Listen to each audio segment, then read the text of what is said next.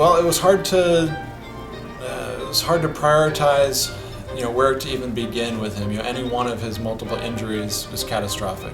If you have, if you get hit by a car and you have one compound humeral fracture with, radial nerve damage, you think it's the worst thing that's ever happened to you.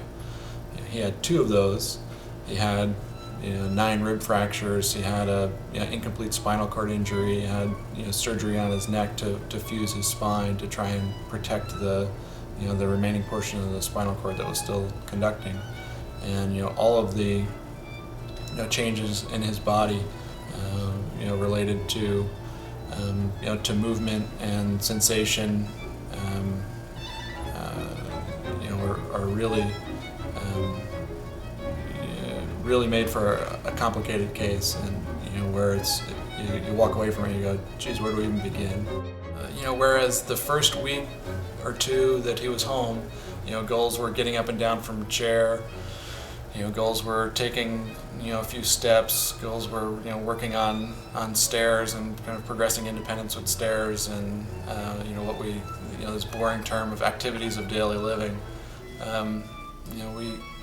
We kind of digressed to where we're motivated primarily by performance goals and cycling goals. And it was amazing to see, working so hard for these cycling goals, how there was such carryover to how he was functioning. Wow. Where he was, as most patients, you're willing to work, a little bit on some of this stuff. Where if it's a tangible, performance goal consistent with his background, racing bikes, that he had a history of working towards some of these goals, that came very naturally to him. And to spend 3 or 4 hours working on something like that, he was okay with.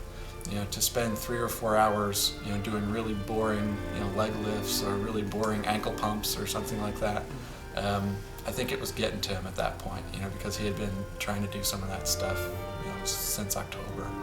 And his drive himself. I mean, he is an incredible individual who has, cycling as a passion as much as, his family is, as much as his profession, being a doctor is. And it's great to see the strides and the help that he's received, the strides that he's made and the help that he's received to come as far along as he has given the prognosis at the time. I saw some photos of his ride. He rode from the accident site back to his house, and it was just amazing to see. And to go through something that horrific, an accident like that, and get back on a bike, get back on the road and ride was just, it was inspirational.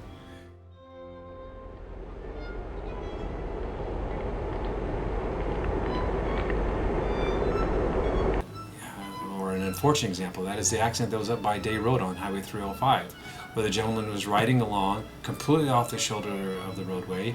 The young lady driving the car that struck him reaches over to either pick up a cell phone or drop the cell phone for whatever it was, and was distracted for just a split moment, and yet still struck him, and he nearly died from that. That really is truly a miracle that he survived that accident, because I believe that she said she was traveling around 50 miles an hour.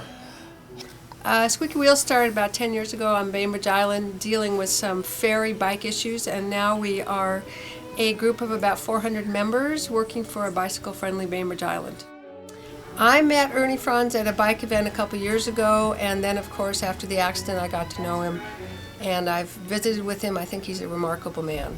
We expect drivers to follow the laws. We as the bicyclists need to follow the laws. And obviously we need to be brightly clothed even during the day, add lights at night. Always have a helmet, be sure the helmet fits. If you're going to put on a helmet, you better be sure that it fits. And you need to follow, the single file riding. When there's a lot of cars, you shouldn't be riding 2 abreast if there's a lot of traffic, even though that's allowed. You need to signal your turns. You need to stop at stop signs. You need to really be a bicycle driver, as the new phrase is. You are basically a car on the road, but you just have 2 wheels. Most cyclists are really good. Some cyclists need some refresher courses in bike riding, intersections, red lights, etc. But more important, we should probably have some kind of a film that will show the automobile drivers what we're seeing as cyclists. You know, the road, like doing high school road from the point of view of the cyclist, maybe with a helmet cam or a handlebar cam, so that when a car driver is expecting the cyclist to move out of the way instantly for them, they can't see what we see. And it might be nice to let them know that we can't always accommodate their speed and their timing.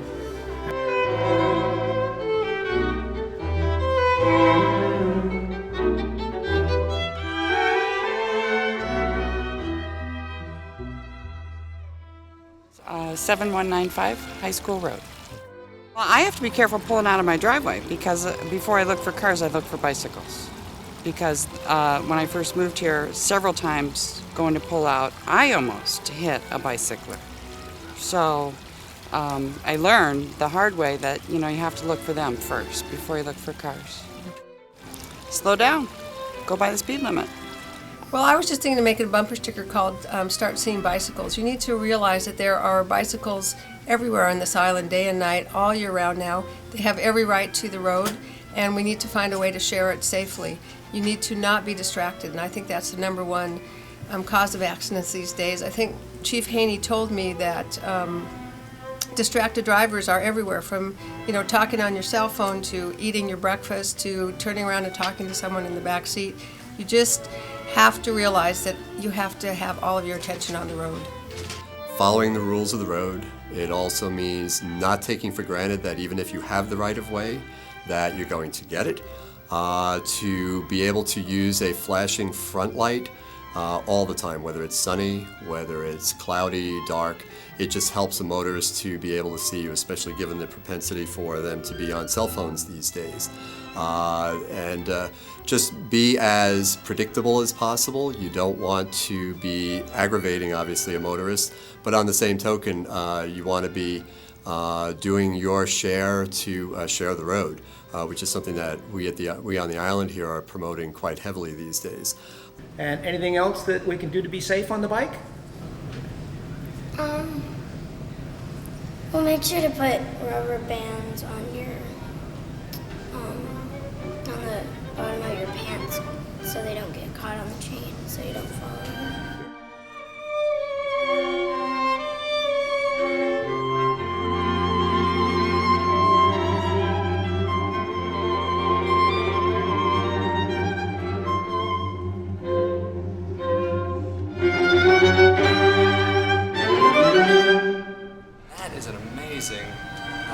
Perspective to have, that somebody coming that close to death, that there would actually be some positive purpose in all of that. A year ago today was the day that I was hit on year High ago School today? Road. Yeah, not too far from here. We're going to just ride past that spot, hopefully mostly unceremoniously, as long as I can stay on my bike. The idea is to just complete the ride home that I wasn't able to do last year. Well, he's run the gamut from lying in a nursing home bed, having trouble working the call button, to doing what he's doing today. So it's pretty wonderful to see in 12 months' time. Well, along with the rest of you, I'm thrilled to be able to be here and celebrate this moment. And we're certainly glad that you're all here too. I'm delighted to be part of Ernie's recovery team. Support, all these loving friends show up and cheer him on and participate in the ride. I mean, it was only 4 miles, so it was really, really great. It was a very, very happy day. I just love him. He's a good man. And I'm just inspired by his recovery and by his life.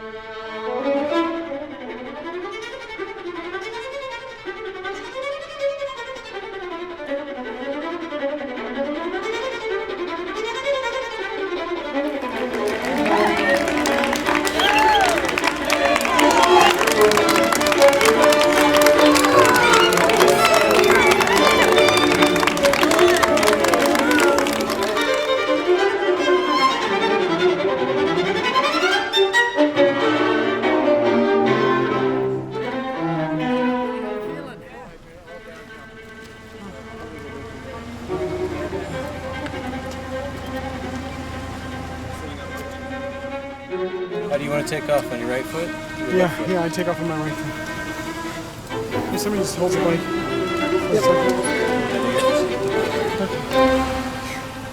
The legs are still a little wobbly. No kidding. You're doing great. Look at all the climbing you just did. Yeah, really? Just a couple minutes, man. We'll be out of your way. You ready? Okay, I'm not. I gotta put my seat. Is Keith there? Yep. Exactly. Okay. All right, sorry, Keith. Okay. Say when. I'm ready. I gotta take my hands off the brakes though first. Okay. One, 2, 3. Right on. All right, underway again.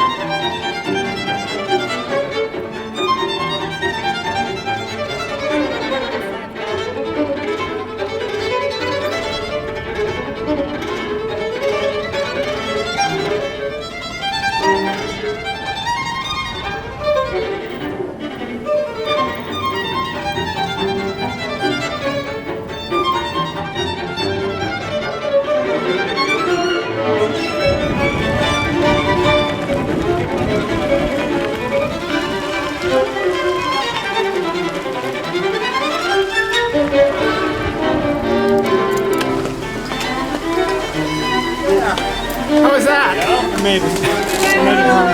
Took me a year.